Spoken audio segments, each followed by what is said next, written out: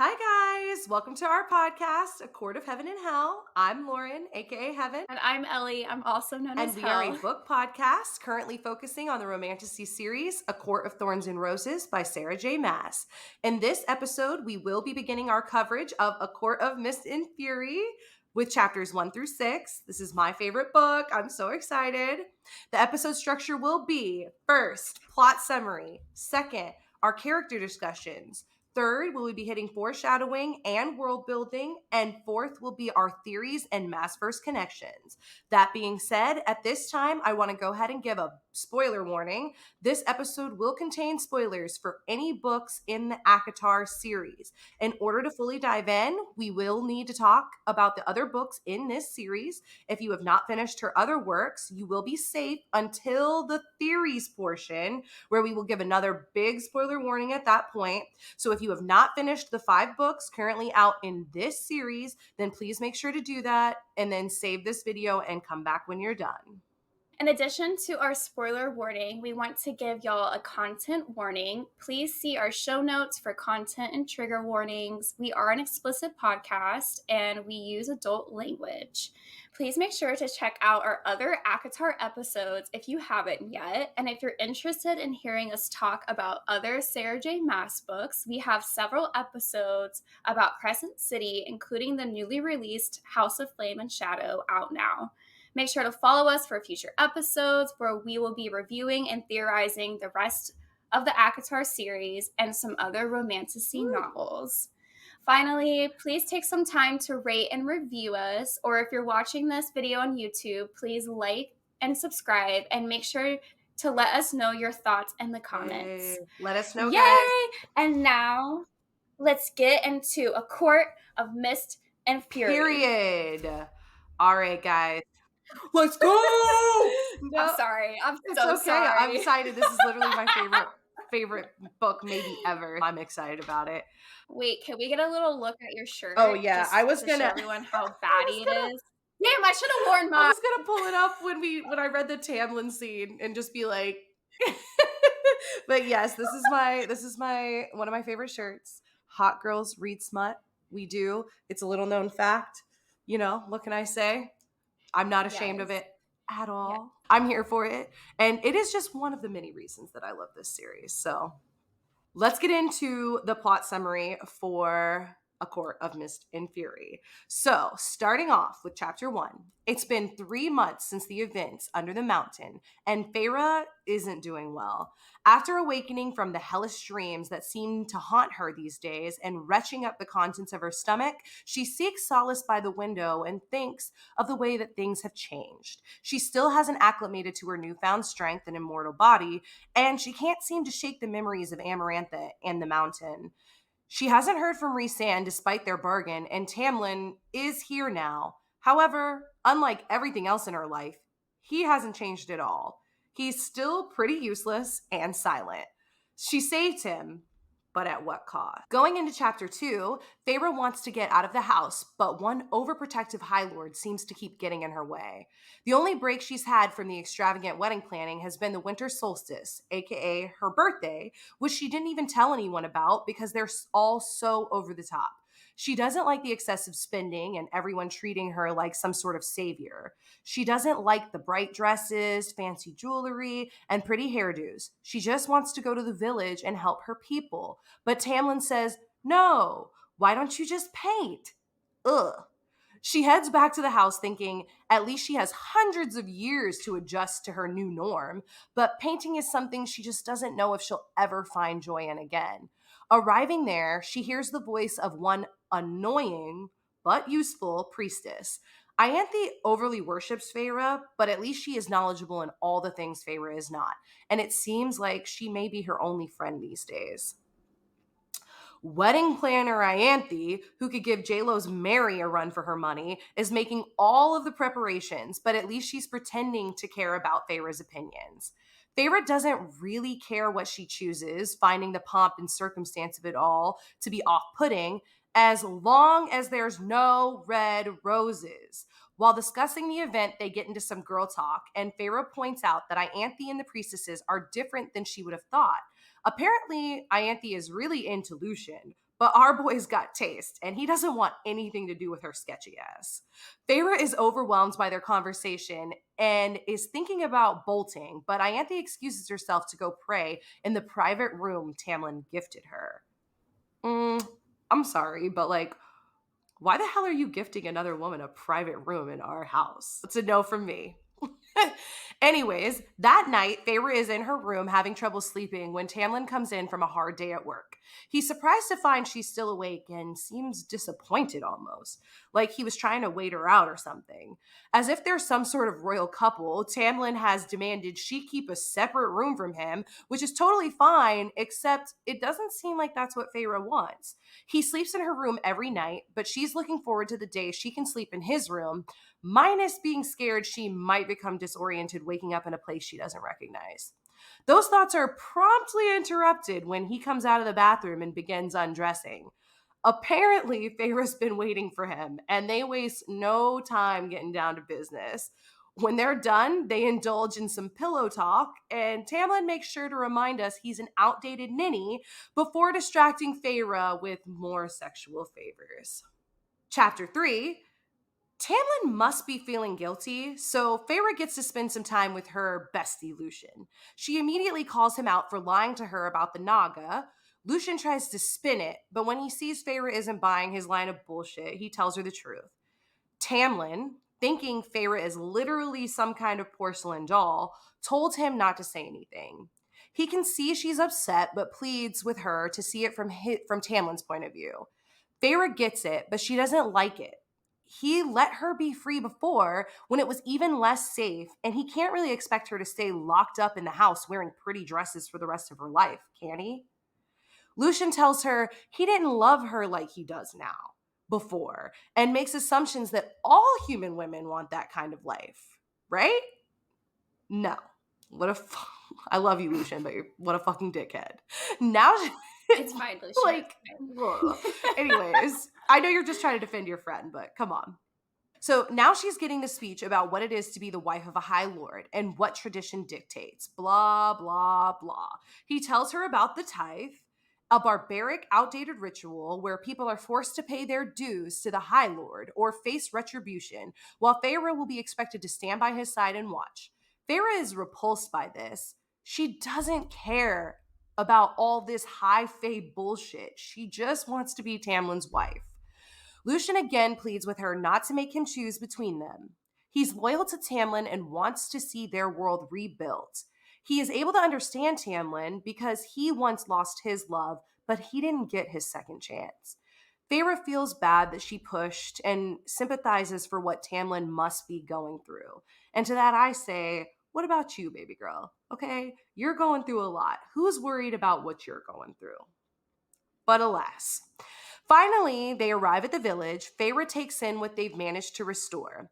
As they come to a stop, she's referred to by a villager as Feyre Cursebreaker. This is the first time she's heard this, and she doesn't know how it sits with her. Lucien goes around offering their help to everyone, but no one will allow it, saying the debt is paid. Feyre realizes they don't want her help, and Lucien tells her about the horrors they endured at the hands of Amarantha. That bitch was on some other shit. Heading back home, Feyre feels overcome by the never-ending existence she sees laid out before. Chapter 4. It's the day before the dreaded wedding, and guests are arriving. Feyre realizes how much she despises small talk and tends to just people watch while latching herself to Tamlin or Ianthe. She feels trapped and realizes that she cannot remember the last time she had even laughed. Sad. Feyre is woken up by yet another nightmare from her time under the mountain. The next day, it is the day of the wedding, and Feyre is gaslighting herself to make her feel like she's excited. Dressed in the ugliest gown possible that even Tamlin and Alice laugh at, Feyre begins on her walk down the aisle while noticing that bitch-ass Ianthe did indeed use red roses. I hate her. I hate Ianthe. While Tamlin is happily waiting for his bride to get to the altar, Feyre is panicking and asking for help in her mind to get her out of this scenario. Don't worry, Feyre. He's on his way. The crowd gasps and thunderous darkness erupts as Rysand winnows in and says, "Hello, Feyre, darling." Okay, Stop it! when It's the way I scream every time I listen to this scene. the first time I ever read this book, I was like, oh my God, what's happening? I was so excited. Oh my gosh. We'll talk about it more, but I cannot. Every Yes. time I re-experience this scene, it doesn't matter how many times I've read it, I'm just like a fangirling. Yeah. I'm not even like a Rysand girly, but I love this scene. Oh. Okay, chapter 5. The High Lord of Night makes his arrival as people in the crowd, including Ianthe, run away from him. Tamlin growls at Rysand to let her go, but Rysand says, "We have a bargain." Feyre is scared, but at the same time thankful that she didn't have to say no in front of the entire court and embarrass Tamlin. Rysand whisks her away, or Winnow really, to his home. Feyre is terrified of the Court of Nightmares, knowing that Under the Mountain was based on it. But when she arrives, the place is nice. It smells of jasmine and is overlooking a beautiful mountain range. Ooh. This is the same vision that she saw during her time under the mountain. It's not the Court of Nightmares, but rather the Court of Dream. Rysand is being his usual cocky self to Feyre, and she calls him a prick many times and throws a shoe at him. Love that for her. He tells her that he is woken up every night she has a nightmare and asks if Tamlin even notices. He doesn't. He probably does, actually, but he doesn't care. I'll talk about that later. I'll talk about that later. Feyre goes to her new bedroom, where she will reside in once a week every month, and it is completely gorgeous. There's no windows. There's like some magic that's like blocking the outside from the inside. There's like amethyst curtains. There's a huge bed. It's just like a dream. And she's like, a huge ass bathtub, bitch. I'm getting in. Nuala and Serdwin wake Feyre up in the next morning, and she recognizes them as the shadowy figures from under the mountain. They dress her in pants and a shirt, which is Feyre's preference. And just to point out, there are so many opposite sides of like when she got kidnapped by Tamlin at the Spring Court, and now she's at the Night Court, and it seems like Rysand actually cares about what she wants to wear and do and be around, so that's cool. At breakfast, Rysand explains how he can hear Feyre's thoughts and that he heard her calling for help during the wedding. He tells her for this week that they have together, he wants her to learn how to read. Chapter 6. In addition to reading, Rysand wants Feyre to learn how to shield her mind as well. And then he drops the bomb that Feyre is very strong for a High Fae, and he thinks that some powers of each High Lord transfer to her, making her a powerhouse. A beautiful woman with golden hair and big brown eyes comes strolling in casually and gives Feyre a big hug. Rysand introduces her as Morgan, his cousin.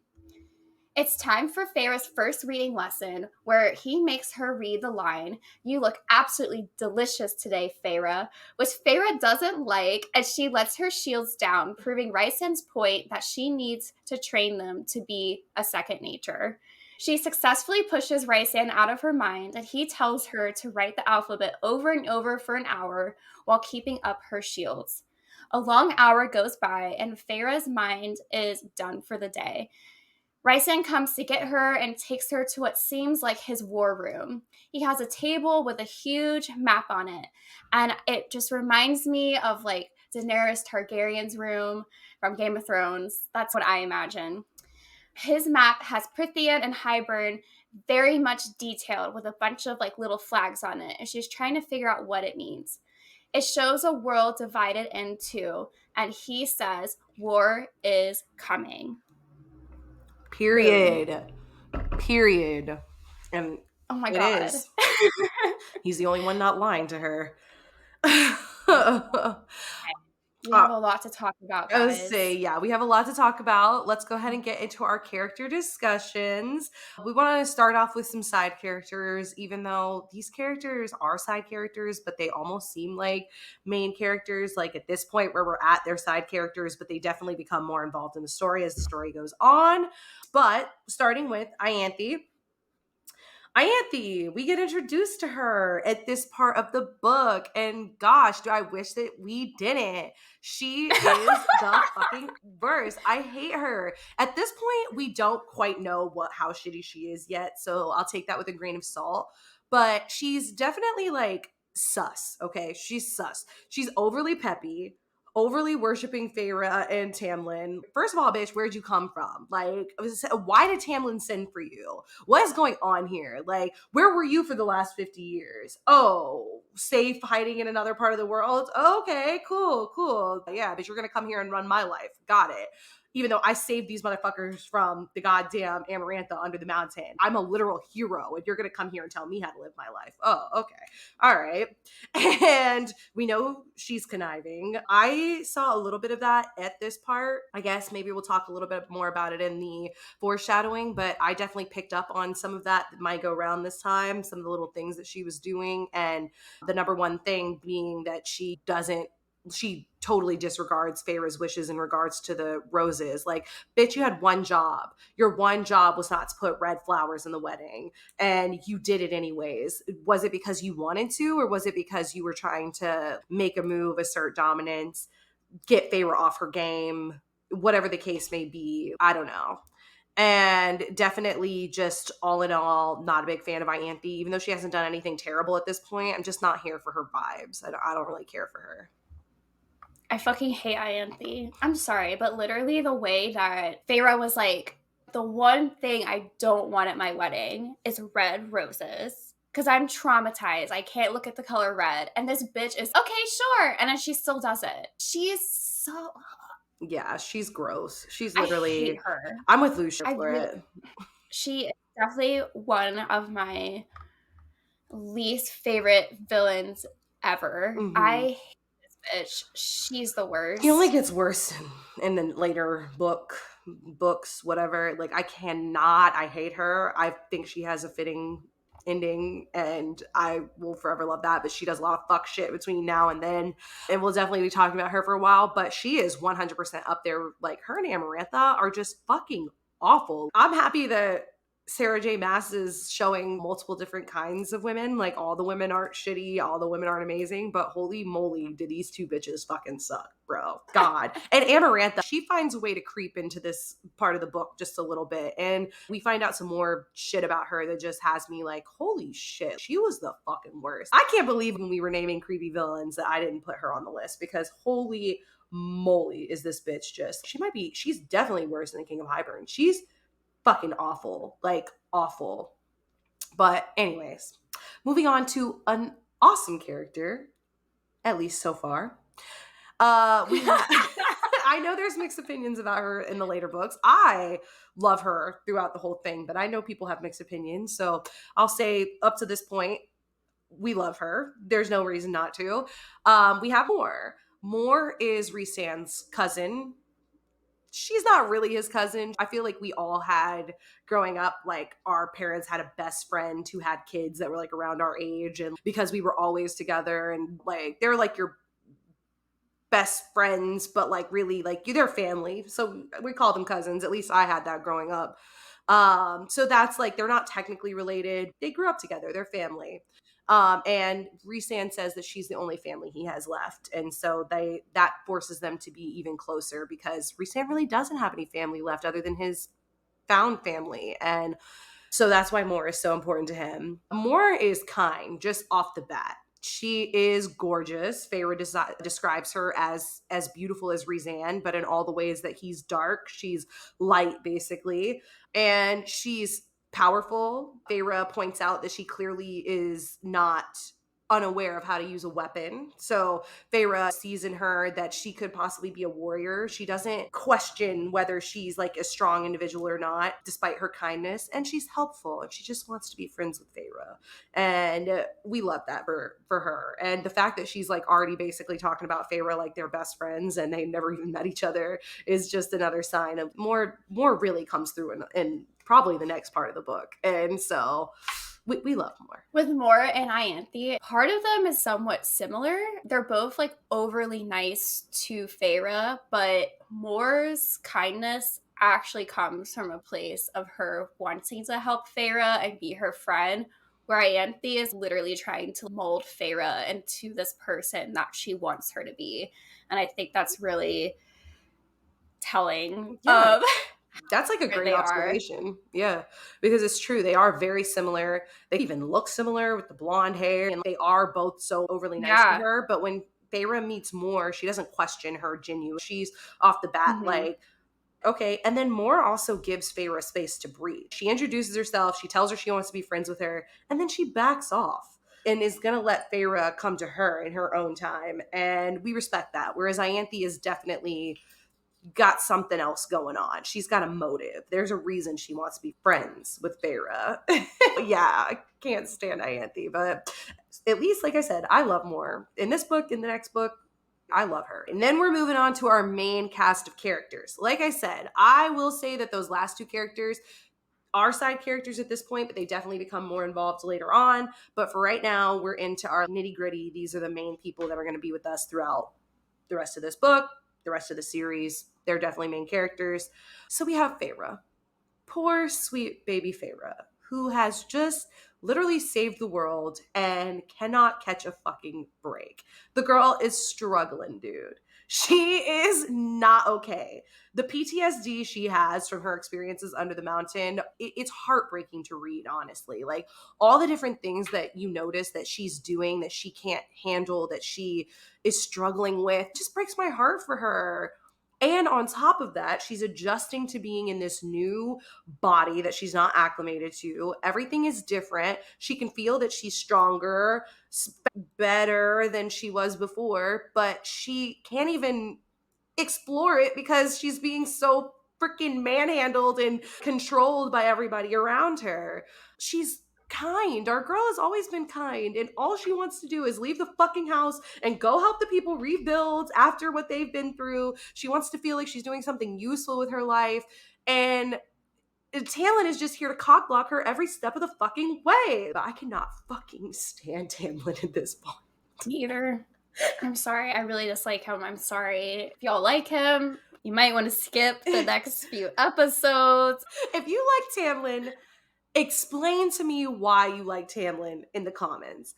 Lay it out for me. Maybe we will never see eye to eye. Maybe you see something that I don't see. I'm not anti Tamlin getting a chance to redeem himself.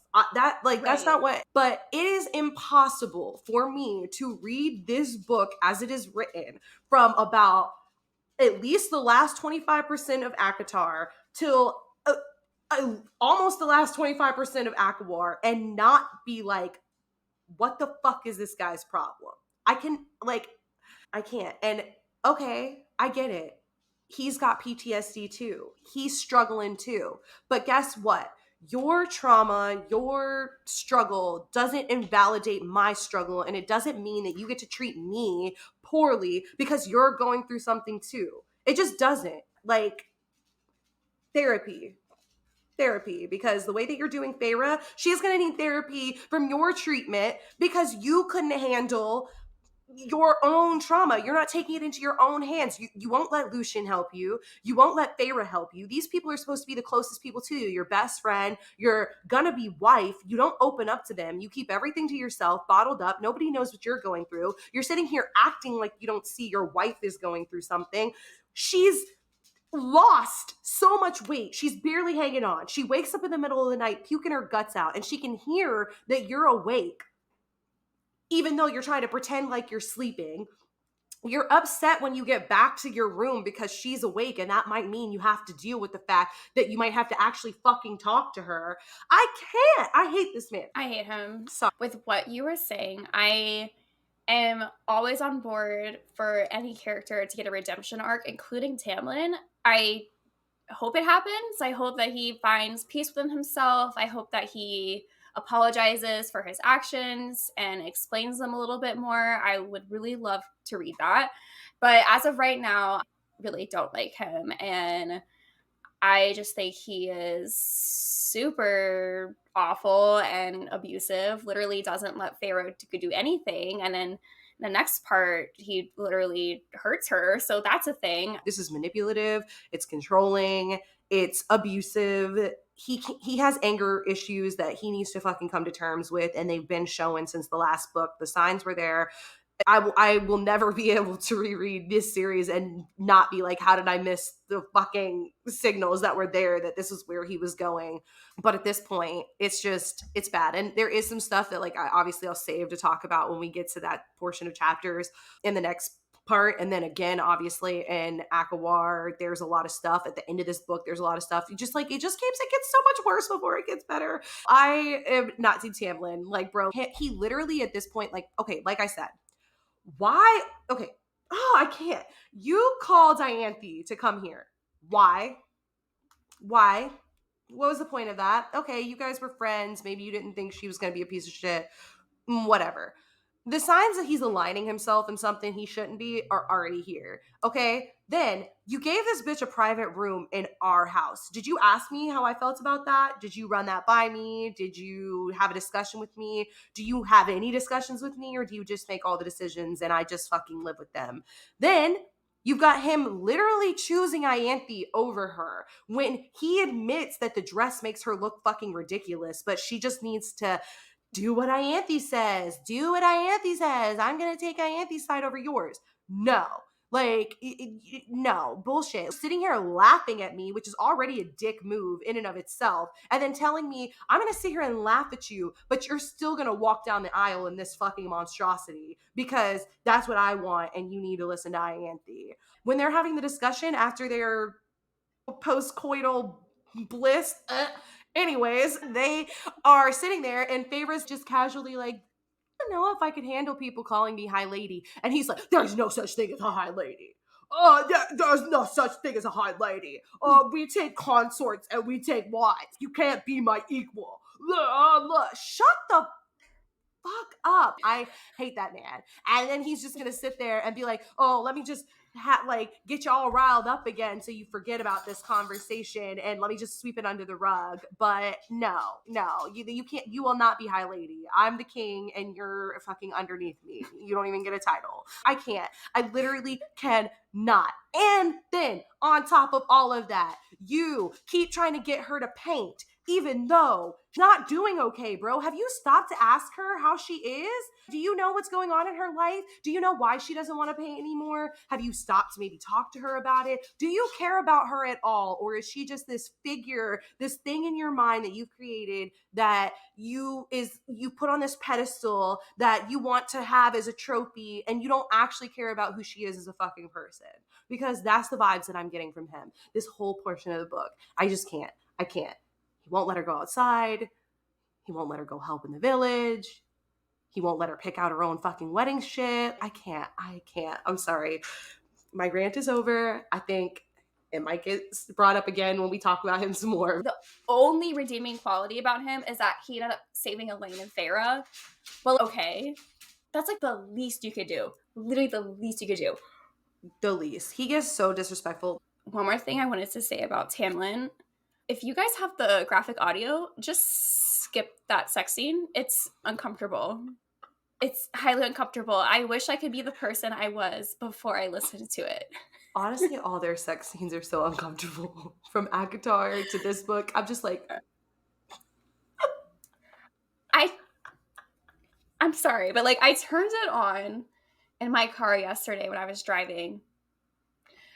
And it was like literally at the sex scene, and I'm just like at a stoplight, and I'm just like so uncomfortable. I didn't need to hear that. Graphic audio is amazing. Really recommend it, but recommend that you skip that part.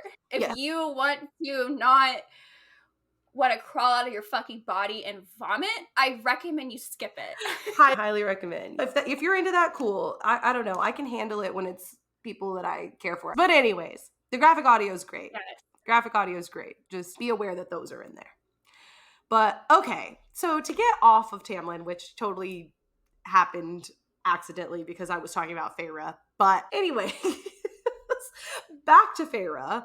Just a couple more examples of different things. I think I did say most of it, but the poor girl has got PTSD everywhere she freaking goes. She can't go in the kitchen because the walls are too closed in and the ceilings are too low. The only place she feels really comfortable is like outside in the open air, specifically under the night sky, where she feels like she's not trapped. There's a point where she is hanging out with Lucian and he turns around, and before she can see his face, she sees Amarantha and her hair. Like, just everything that she sees and goes, she can't get it out of her head. She doesn't want the roses in her wedding because they remind her of the color of blood, the color of Claire Better's wounds that she had to see again and again because Amarantha left her like on display over the court. The girl is just really struggling, and it's sad to see that she did all of this for a man who can't even step up and be there for her right now. And I'm going to leave it at that because I don't want to go back into a rant. So I'm just going to leave it there. Oh, yeah. She also keeps a knife by her bed because she needs to be protected at all times. And there is a point where Tamlin comes into the room and she like pulls it out and then she realizes it's him and she's, oh, okay. So these are definitely the signs of somebody who's struggling with post-traumatic stress. This is just, she's not doing okay. On top of she's rapidly losing weight. She's not herself. She can't paint anymore. It makes me sad for my girl Feyre here. On the other hand, let's talk about a male that I love, even though at this point I'm not the happiest with him. Let's talk about Lucian. We love sweet baby Lucian, okay? But this is the point in the series where I'm mad at him a little bit. I need you to step up. I need you to do better. I need you to be there for your bestie Feyre, okay? Because that's who she is. She's your bestie. I need you to not be so loyal to Tamlin, okay? I know you want her to be happy, but right now you're a little bit too on the Tamlin train, okay? You have eyes. You can see what's going on. You need to be standing up for her at this point. We're going to give him some grace. We're going to give him some grace because he does get a little bit of redemption in the further books, and I think he comes to realize that he maybe should have stepped up, and he admits that. We'll give him a little bit of grace here. But Lucian doesn't like Ianthe like the rest of us. He sees something in her that's not for him, and we respect that because he's a good judge of character, and Ianthe ain't it. He does beg Feyre to give Tamlin more time to understand his point of view. Lucian, I will say this. Lucian's own trauma, I think, is why he's able to put himself in Tamlin's shoes a little bit more. He lost the great love of his life. He didn't just lose her. He lost her in a violent way, had her taken from him by people who were supposed to love him and care for him. And that really has affected him. And so when he saw Feyre die and he knows that Tamlin saw her die, I think he resonates with that a little bit more and is giving Tamlin a lot more leeway because of that. But at the end of the day, he needs to put a little bit more effort into seeing Feyre's point of view, because I feel like that's where the issue is here. Everybody's looking at it from Tamlin's point of view. Oh, just think about where Tamlin's point of view is. Think about what Tamlin's point of view is. And it's who is thinking about Feyre's point of view? She was 19.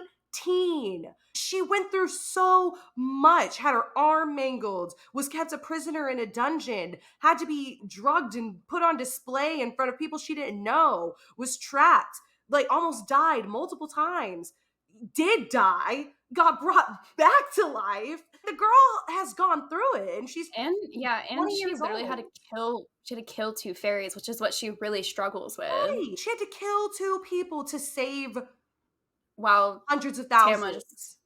Tamlin literally was just, it sucks he also had to go under the mountain, but he was fine. He was next to Amarantha. He probably had a nice room. He got fed. The only thing he's struggling with is that he almost lost something that he didn't even fucking actually care about when it came down to it. Because even Lucian said he feels differently about you now, which tells me that he didn't really care for her before. I can't. Side eye. Anyways, so we're not going to keep going into that because I could talk about that for hours, and I need a blanket right now, and I need to calm down a little bit. So let's talk about my man, Rhysand. Okay, is Rhysand perfect? No, but he is one sexy ass motherfucker, okay? And he's smooth with it. Hello, favorite darling. Shut the fuck up. You can steal me from my wedding any day. I'm just I love this man, okay? Rhysand is fly as hell, okay? We love him. He is called a prick by Feyre quite a bit, and let's be honest, he is a prick. He's giving Lucian in the first book, okay? Like, Lucian was much loved, but he was also sassy as fuck. He was always fucking Feyre. He was picking at her, poking the bear, and Rhysand is definitely giving those vibes here, which is cool with me. I'm a joking person. I like to give shit and talk shit and all of that stuff, so that kind of stuff doesn't really bother me as long as you're not doing it in a way that's mean and, like, actually picking on somebody or actually trying to tear somebody down. But Rhys also cares about her in so many ways. When he brings her to the night court, we know from later on in the book when he gives his big speech, we know that he was willing to let her marry Tamlin, which is, you know, wild in and of itself, because at this point he knew that was his mate.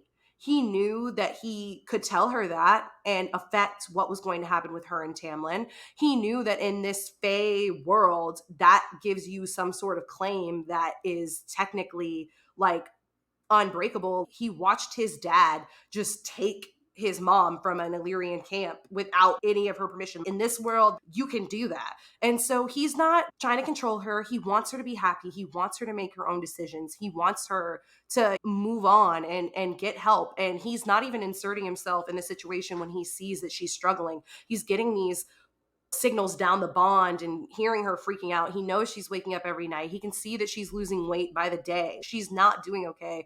And everything that he does is to try to push her in the right direction, help her, better her, allow her to see that she has her own power. And we're getting that even in this part of the book. He wants her to learn how to read so she can educate herself, have her own correspondence outside of having to have somebody write her letters and her information for her. He wants her to learn how to block out people that could be wanting to do her harm, including himself. He knows that by teaching her how to block out the Daemati, that she could possibly be blocking him out, and he's allowing her to learn that anyways, not just allowing her, but pushing her to learn that. And yeah, he wants her to eat. He's given her this beautiful room that I'm pretty sure, I don't 100% remember, but I'm pretty sure is like the other attachment to his room. Isn't his room like right next door? I'm I pretty don't know sure. if it's ever said, I think so. at Because, least at this part. yeah, no, not yet. But I think later in the books, she wakes up having a nightmare and his room is like right next door. And we find out that basically that was like the queen's suite or whatever. He's taking care of his girl, okay? But all the while, he's not telling her that she's his mate because he doesn't want to pressure her into something that she doesn't want. And he's willing to send her back with Tamlin, knowing that it's going to be another bad situation if that's what she wants. And that's the kind of freedom and just that's the kind of thing I need. This especially after all the other things that we've talked about today. So, is he perfect? No. Did he do a lot of stuff? Yes. Does he have some redeeming to do of his own accord? Absolutely. And we will see that later in these books. But I love Rhys. Rhys, my guy. I like Rhysand at this point. He's not my book boyfriend, yeah, but we get to meet mine in this book, so I'm excited to discuss him later. Rhysand right now, he seems really helpful to Feyre, which is cool. He seems the only person who is willing to even train her, where later on in the book, Tamlin's like, you can't train your powers. Okay, I need to stop talking shit about Tamlin, but let's just say, at least Rhysand's willing to help her understand her new abilities, because now she has every single High Lord a little bit of their power, so she has a lot of training to do, and he's willing to help her, and Tamlin doesn't like that, which is really weird to me. Rhysand's like, let's go, bitch, let's go, let's get powerful. God, it just gets worse before it gets better, guys. So you'll definitely hear me rant about Tamlin again in the next bit of chapters, but we're going to let that go for now. And yeah, I think that's pretty much most of the character development we've gotten up until this point, with more to come. I'm get excited to get into that. But that being said, we're going to go ahead and get into the foreshadowing and world building, where there's definitely some more character discussion, but this is more about little details and things that are to come that we found out from this stretch of chapters. So in chapter 1, we get Feyre struggling with her PTSD, and she seeks comfort from the open window with the night sky, breeze blowing in her face. And we know that this is also Rhys's most comforting images, most comforting place for him. We know that these are the images he sent up the bond to her while she was struggling in the prison. So I just think it's so sweet that this gets mentioned here. And it's mentioned a few times throughout this bit of the story where she basically is going through this. She's having her nightmares and she only finds solace from the night sky and the fresh air and the breeze blowing on her face. And that just says so much about where she's supposed to be. Then moving on, we have when Feyre is talking to Ianthe and she questions her about her sisters and where they live. Feyre has divulged at this point a lot of information about them and her past to Ianthe. Ianthe tells Feyre at this part that we are old and cunning and enjoy using our words like blades and claws. Every word from your mouth, every turn of phrase will be judged and possibly be used against you. Be on your guard, lady.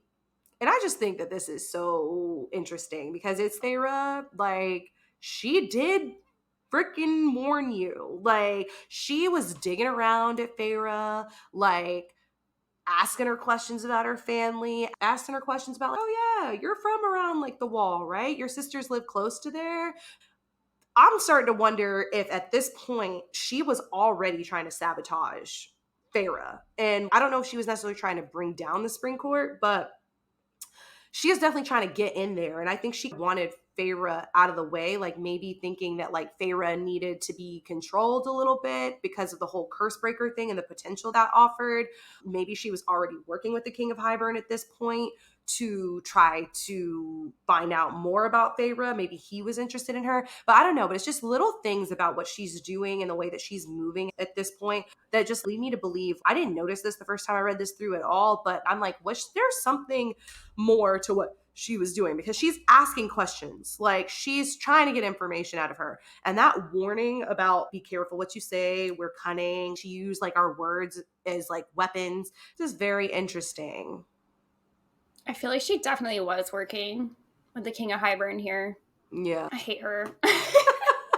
Yeah, I think she's worse than Tamlin. I don't know. She is terrible. She is awful. She does a lot of bad things. And Tamlin is just a dickhead. But Tamlin is not completely throw him in the garbage. He just really has some shit he needs to work on and comes to terms with. Ianthe is throw her in the fucking trash can. Same with Amarantha. Throw her in the fucking trash can. She doesn't need redemption. She's get her out of here.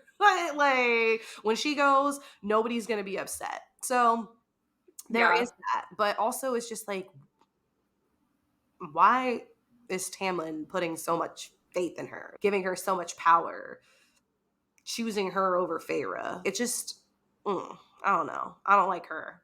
I don't like either of them. But anyway, Neither.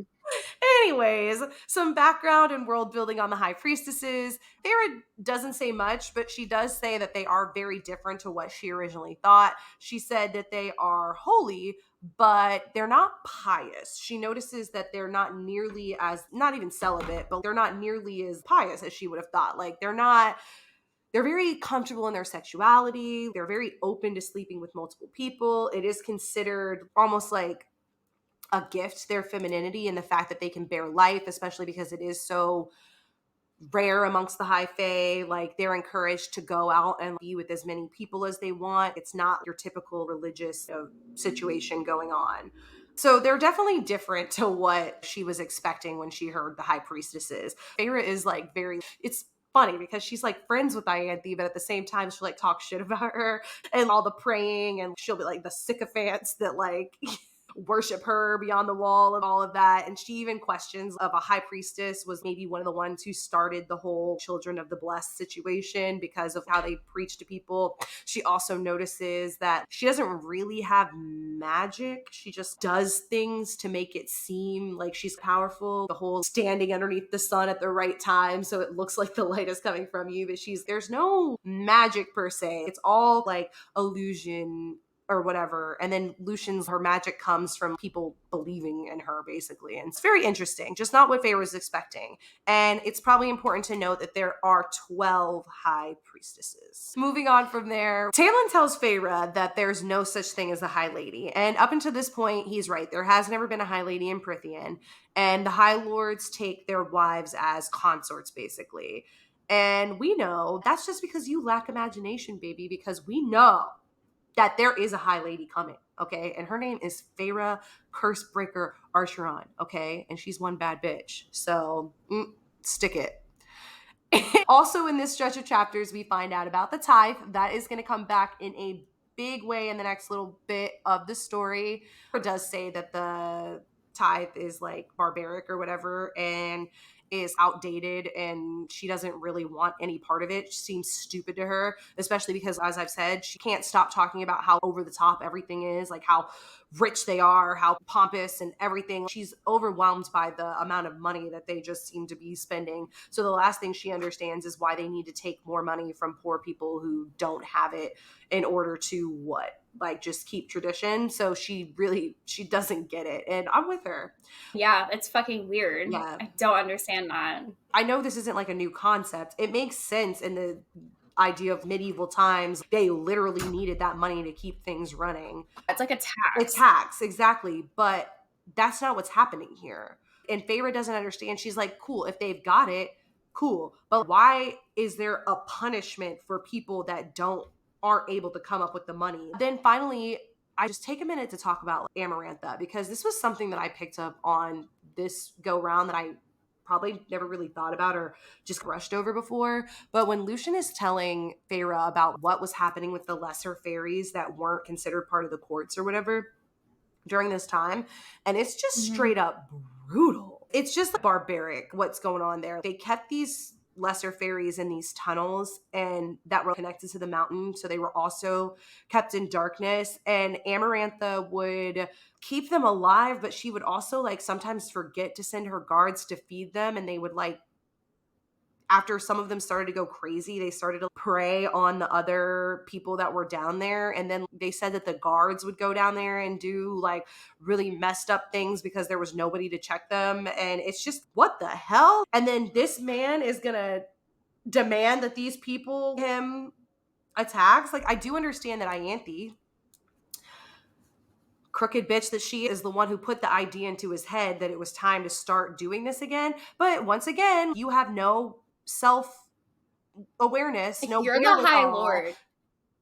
You keep You're yelling about it. You keep telling you everybody. Say no. Keep fucking telling everybody how you're in charge. You're the High Lord, but you let this girl manipulate you into doing this messed up stuff. So the only other option is that you're okay with it. And it's like, why? That's honestly probably one of the number one less redeeming things I think ever about him. That one is so evil to me. It's bad. So evil. And all right, moving on. So there is a point where they're at the wedding and our boy Reese shows up, save the day. Okay. But one thing that I noticed and is funny to me is that as soon as Rhysand shows up, he is fucking hightailing it out of there, okay? She doesn't stick around to see what happens. Even Tamlin's, this wedding's not over. And Rhysand's like, well, you should ask your high priestess about that. Seems she thinks it's over because she's nowhere to be found.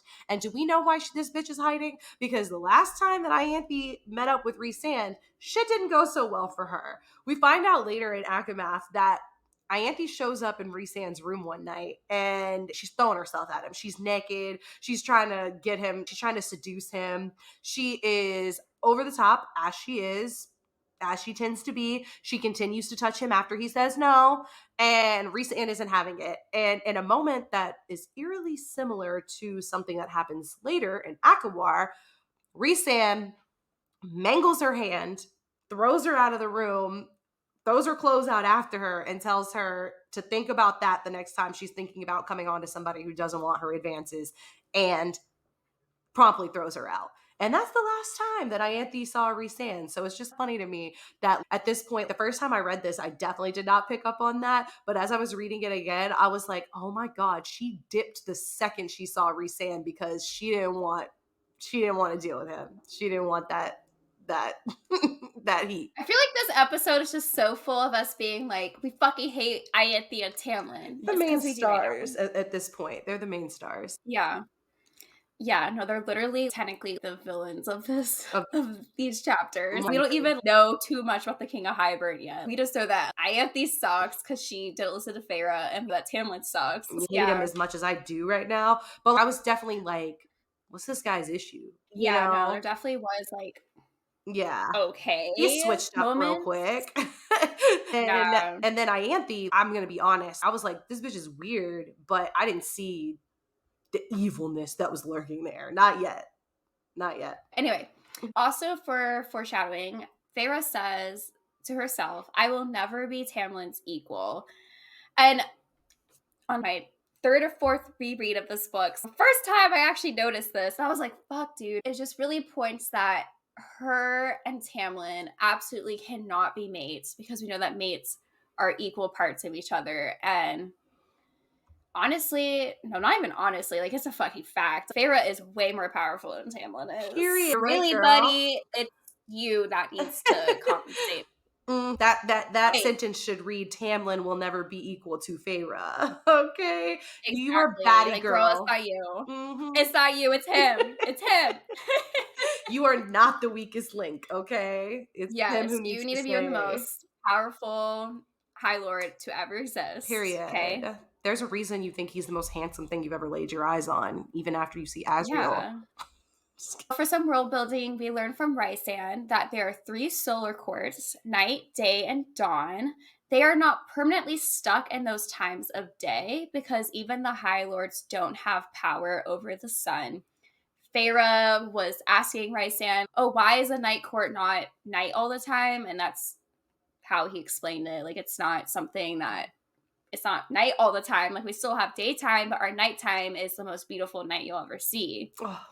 There are seasonal courts that are stuck in those seasons because of the magic of their High Lord.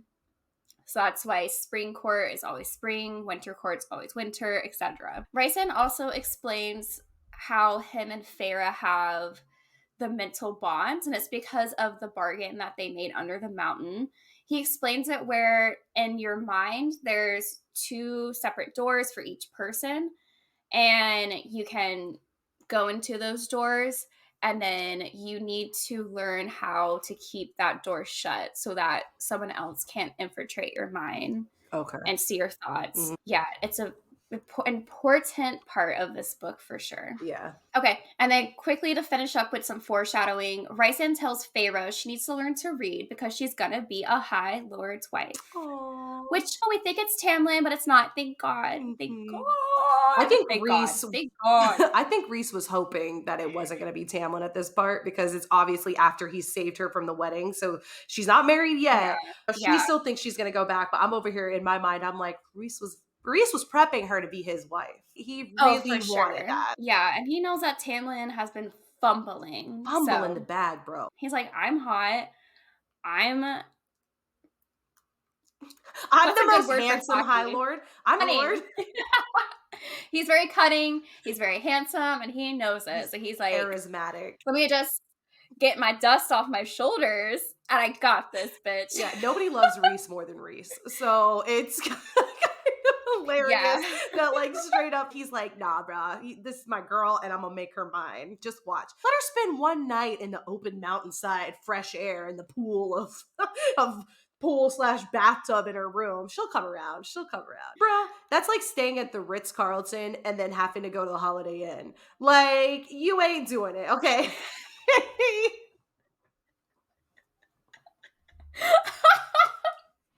Okay, another comparison. Rysand is like a beautiful bowl of ramen from a very good Japanese restaurant. And Tamlin is like the 99-cent ramen. Maruchan, baby.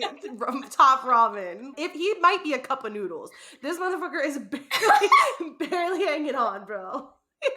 You can put some work into the cheap ramen to make it delicious and better and amazing, but you gotta put the work in, okay? And that is the lesson. Oh my God, that was such a fun analogy. Just try to be the most amazing bowl of ramen you could possibly be, Tamlin. Period. Please. Period. I'm always trying to be my best bowl of ramen. Oh my god, that's hilarious. Ryson also calls the Spring Court sycophants and warmongering fools, which is so true. They literally side with Hybern. Even though they try to act like the war is not coming, they're cool with war. And like you said, they side with Hybern. So And to wrap up our foreshadowing, in chapter 6, Rysan ends with war is coming. And it is. period. It is coming. It's on its way.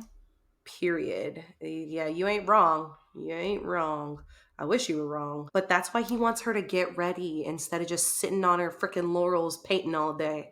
He's trying to get his girl. Literally, and Tamlin knows too. I know. It's so true though. Next week's episode.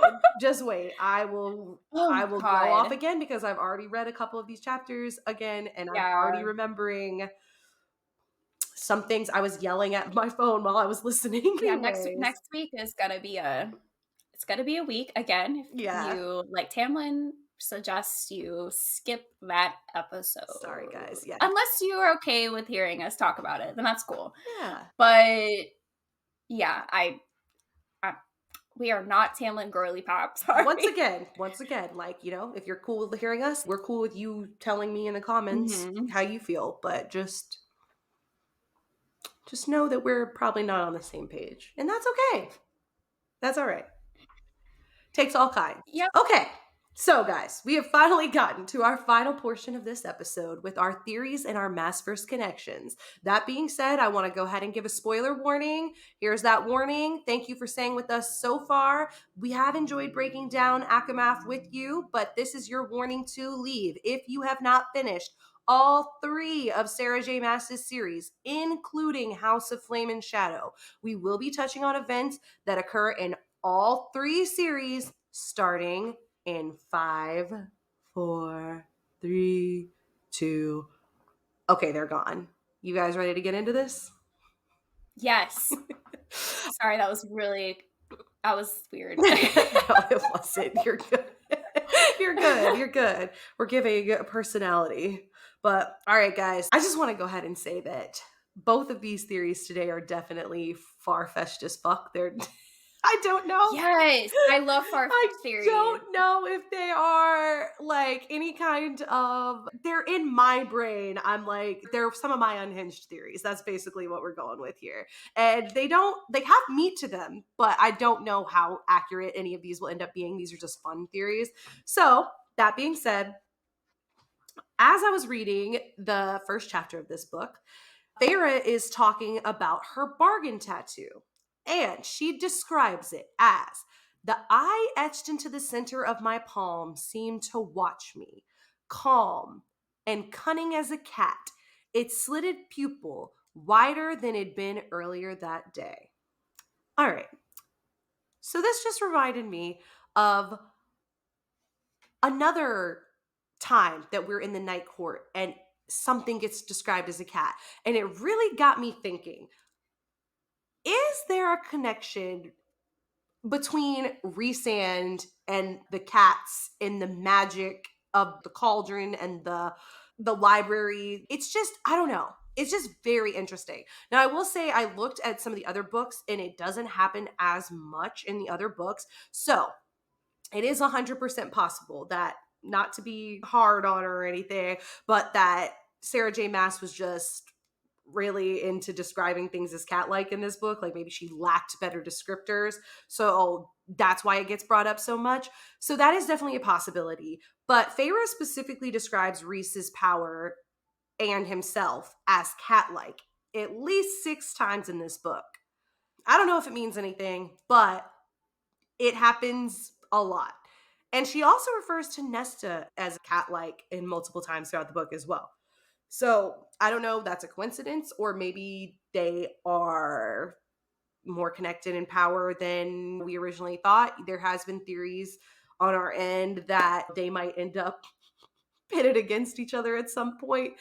That is so far-fetched, but it's just fun to think about. Maybe they have to battle it out for High King and High Queen, and I would be here for that book.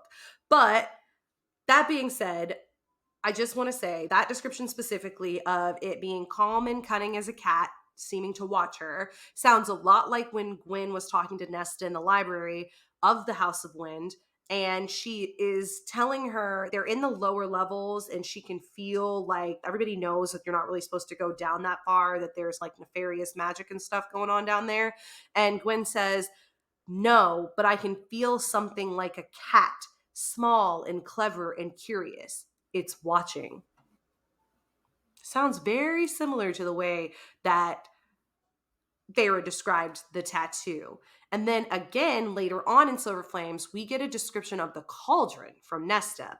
And she says, "And then it had opened an eye, not one she could see, but one that she could feel fixed on her. It had widened as it realized who stood there, the female who had taken too much. It had narrowed all of its deathless power, its rage upon her, a cat trapping a mouse with its paw." Just saying. I don't know what it means. I don't know if you have any thoughts on the matter.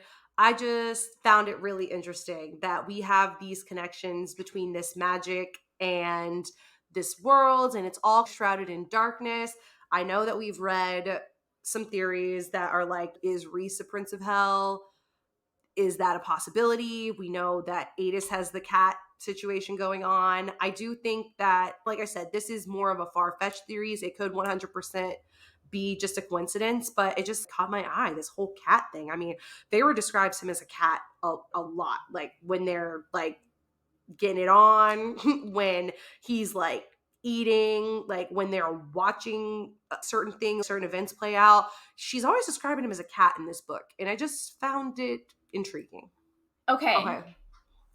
For me, I think the connection of Rysand being described like a cat is probably just Sarah J. Maas wanting to describe him as like someone who is very quick on their feet, very sneaky, just like how, I don't know, how a cat would be. They're very regal. I don't know, cats are cats. I think she's just maybe trying to just describe him in a way that is similar to a cat. I don't necessarily think that there's a connection with Rysand, Nesta, and cats per se. Right. If it's that many like characters, I guess, being described that way, that's why I think it's just like an adjective that Sarah J. Maas might want to use, because I'm pretty sure Aelin in Throne of Glass gets described like that too. But I do think there's something to be said about the actual cats in the Sarah J. Maas verse. I think there's definitely a connection with them and Hell. Mm-hmm. There is, because Lily Adius is a cat, but Right. especially in the library beneath the House of Winds, I think there's something to be said about the 7 levels, and there's cats. I don't know what that means, but it's something important for sure. That's fair. And it also makes me question, since there might potentially be a way to hell through the library, Rysand has to know that, I would think. Yeah. I'm gonna think on it some more and pay more attention, especially when I reread Throne of Glass. Me too. That reread is gonna open up so many alleys in my brain of, oh my god, because I've only read Throne of Glass once, guys. I haven't reread it, and Me too. I'm so sorry. I'm so sorry. Please don't be mad at me for saying this, but it was hard for me to get through. I got through it fast, to be honest, Yeah. but I didn't enjoy reading it, I think, as much as some other people might have. But I think after rereading all the other books, like 2 or 3 or 4 times, I'm going to be able to pick up a lot of stuff on Throne of Glass. So I'm excited about that. Yeah. I will say, wasn't really a whole lot of spice or anything like that. I don't only read spicy books, but I need that love, that tension, the romance. Like I am here for the romance and a certain amount of a certain aspect. Like don't get me wrong, when I was reading Divine Rivals, not a whole lot of spice, but the romance was still there. Same thing with Powerless. No spice, but the romance is still there. And not that there is no romance in Throne of Glass, but it just kind of the whole love triangle thing, not really for me. And then when they get out of the love triangle, we'll get into it. I don't want to hurt anybody's feelings because I know that this is a lot of people's favorite series, and it is an Right. amazing series overall. Like, I'm not judging or questioning why anybody would like it because I get it. It is a good series, and especially if you're a fantasy reader, I could see why you would eat that shit up. But for us, I would say it was definitely like ACOTAR, like I was in it, bro. I would like from the minute that I picked that book up until I read the end, I was like, oh, I'm obsessed with this series so much that I'm dragging like Ellie along. I'm like, no, I need somebody else to be as into this as I am. Crescent City, same thing. And I technically read Throne of Glass before I read Crescent City. But the same thing for me. When I read Crescent City, I was like, oh, I love this shit. Murder mystery, trying to figure out what's going on, the romance, the tension, it was all there for me. The friendship between Danica, like all of that, I was here for that. And not that Throne of Glass doesn't have those qualities, but it does just take a little bit longer to get into it, to be 100% fair. And there's a lot going on, a lot of world building, which is why I think that it is going to be the most interesting reread because I 100% know that there is so many things that I did not pick up on when I was reading it the first time that I'm going to be like keyed out for now, like paying attention to, that I'm actually really excited about that.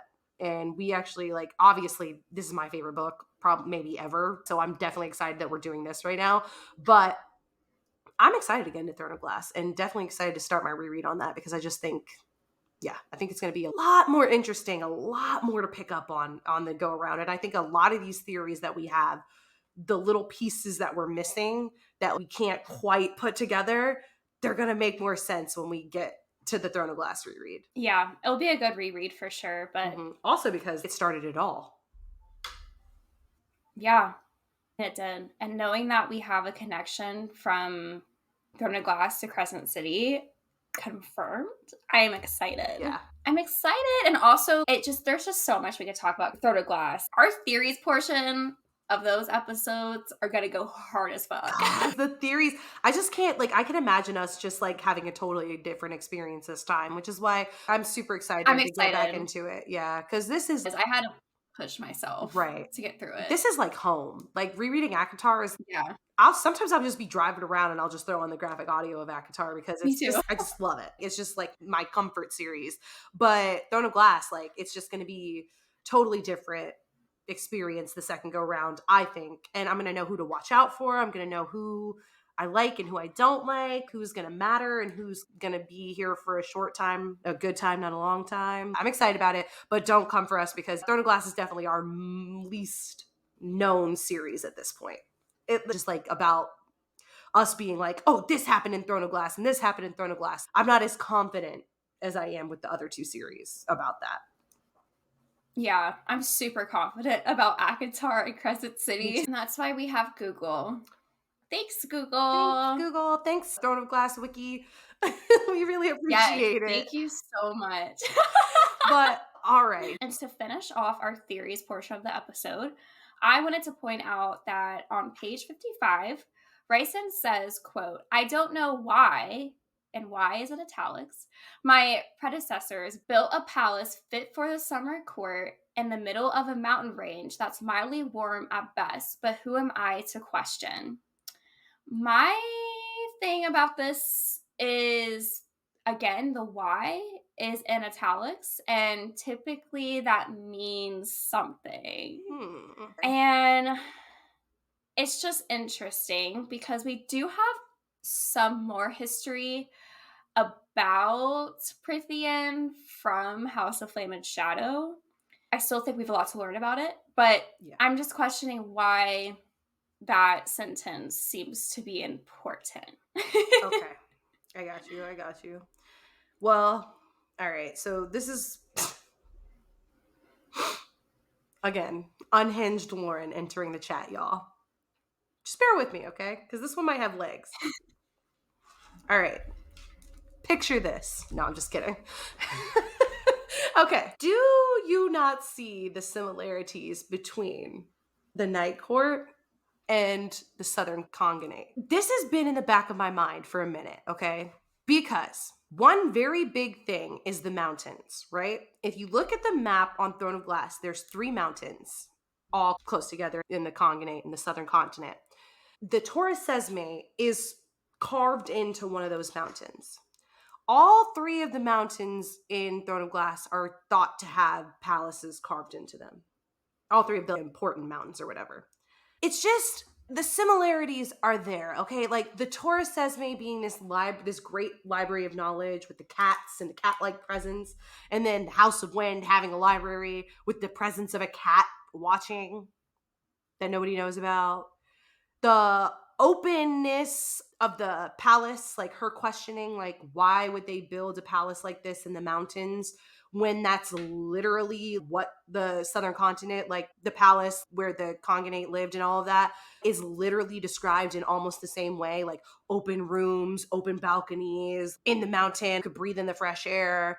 Are the fashions not extremely similar? Like when you read about Feyre and what Rhysand puts her in when she first gets to the Night Court, the silks and like the midriff tops and the ankles, does that not give Arabian Nights the feel of a hot condition style? The fact that Rhysand in his court, I know it's because of the Illyrian in his blood, but he's considered darker, and Asriel and Cassian are from this race of like darker skinned people. It's giving very similar, okay? Now, does that mean, oh, there's other things too, like the fact that Rhysand believes that women can be in power, whereas like we see that in direct, like almost opposition to what the other courts think and like how they act. But Rhysand, for some reason, believes that women can hold positions of power and should hold positions of power and do within his court hold positions of power. His top lieutenant and like his right-hand man are both women. He is the first person to be like, Feyre, you can be a high lady. Nobody's going to tell you that you can't. Those are also beliefs of the southern continent. The Cognate believe that a woman or a man can become Kagan. The similarities are so vast to me. You tell me what you think. But that, yeah, and that's all just from me just being like, bro, it's giving southern continent. I'm looking at the maps really quick. Oh yeah, look at them, because the mountains, like Ramiel, it was in Silver Flames, and I can pull up the quote because I highlighted it. I think I've talked about this in another episode too. Eris is telling Nesta about the mountains and like the importance of them, and basically he tells her there's 3 of them. Sister peaks. This one mountain, the mountain called the Prison, and the one the Illyrian brutes call Ramiel, all bald, barren mountains at odds with those around them. We don't know why they exist, but do you not find it strange that 2 out of the 3 have underground palaces carved into them? So this is also pointed out by Eris in Silver Flames. And it just brings to me, if you look on the map of Throne of Glass, specifically Tower of Dawn, I believe I looked at Throne of Glass, but it's specifically the Tower of Dawn map. You can see the 3 mountains and how they literally look like sister peaks. It's the Dorgos, the Eridu, and Eri. And there's 3 mountains that stick out further than all the rest of them, and they almost look like twin peaks. I don't think they're the exact same thing. It's what I was talking about in the last week's episode with the overlapping time. I don't think we're in the same world, but I'm saying that the similarities are there. I don't want to get too far into it. There's this whole theory down the rabbit hole where basically all 3 worlds were the same, and it's basically what would have happened if this happened in each of the different worlds. So they're all happening the same, but different things occurred in each timeline. I'm not trying to go that far into it with the theory, and I also don't think that they are the same. But imagine if an ancestor of somebody who was from the Southern Cognate came over to Prithian at the same time as the other ones, and that has something to do with their belief system. I feel like that makes more sense. Oh. I feel like it makes more sense if it's not the exact same map. Yeah. But if it's what you were just saying, if maybe someone from the southern continent in Throne of Glass came over and saw those mountains and was like, oh, I'm going to make a palace out of it. And it does make sense with the Illyrians being more Middle Eastern. The southern continent to me has always been Middle Eastern. Like, it's just so similar to me. I don't know. Like I said, could have nothing to do with nothing. But the fact that, like you said, Y was in italics, the descriptions are too effing similar. It's just, aren't they like eagle riders too? Don't they like ride birds and shit? The Illyrians all have yeah. wings. I don't know what the Mhm. parallels are, bro. I'm just saying it's giving Southern Continent, and that's all that I know. I'll let the viewers come to their own opinions. Y'all let us know what you think. You think that this theory has any kind of merit? You think I'm crazy? I mean, I know I'm crazy. Like I said, every episode I'm like unhinged. But I'm just saying, these are similarities. And that could 100% just be an author writing and falling into a comforting writing style and telling a story that they're familiar with and comfortable with. And it could just be a coincidence, or it could mean something. And I'm just here to see if anybody else is, thinks that there's any kind of similarities or possibilities here. Let us know what you think in the comments. Do you think that these theories have any merit? Do you think I'm crazy rambling, which I tend to do? I have no idea. I'm just having fun here. But anyways, we do hope that you guys enjoyed our discussion on Akamath. In our next episode, we will be continuing our coverage with chapters 7 through 13. Please email or DM us anything you'd like us to touch on relevant to those chapters. And finally, again, if you're watching us on YouTube, make sure to like, comment, and subscribe. If you're listening, please review and rate the podcast. And either way, share us with your bookish friends and give us a follow over on Instagram and TikTok. We have a lot of fun over there, and we just love being a part of this community and cannot thank you guys enough. So, as always, I want to leave you guys with a quote. And today's quote is, "Many atrocities have been done in the name of good." All right, guys. Bye. Bye.